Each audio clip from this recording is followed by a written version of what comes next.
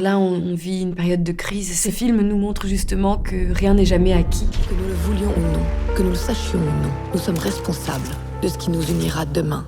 C'est mettre à l'honneur la pensée, l'idéologie, les combats de cette femme incroyable. Lui rendre hommage et transmettre ses combats de cette pionnière.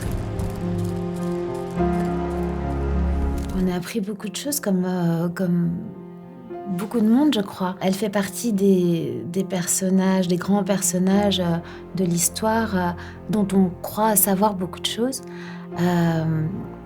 Et puis finalement, quand on part au cœur de la recherche, de la documentation, on s'aperçoit qu'on ne sait pas tant de choses que ça de cette femme. Et je crois que c'est un film important pour ça aussi, parce qu'il nous raconte bien plus que ce qu'on croit savoir d'elle.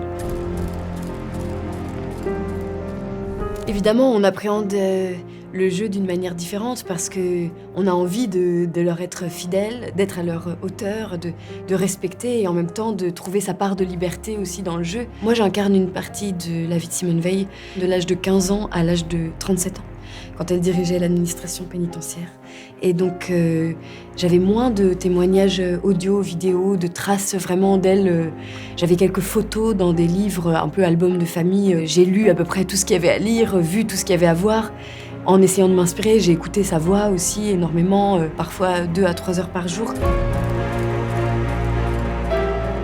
Olivier souhaitait vraiment qu'on ait chacune notre interprétation. On a échangé après, mais pendant, on avait chacune notre manière de travailler. Je trouve que ça marche très bien dans le film. C'est ça qui est très beau, je trouve, c'est que le fait que le scénario soit écrit de telle manière et le montage soit écrit de telle manière qu'il n'y ait pas de chronologie. Au-delà du portrait de la femme, c'est un film qui parle vraiment de la mémoire transgénérationnelle et de comment un événement dans votre vie revient souvent à la surface et vient ressurgir comme tout ce qu'on fait dans la vie nous revient toujours en pleine figure.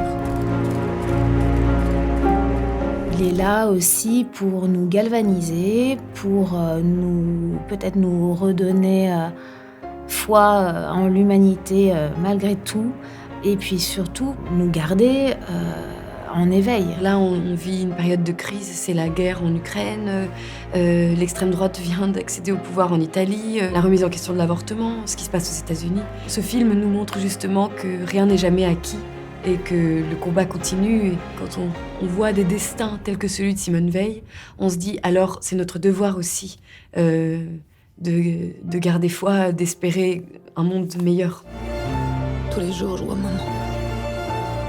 C'est ma force. Maman, regarde-moi! Et mon modèle. Tous mes combats, c'est elle. Pour elle.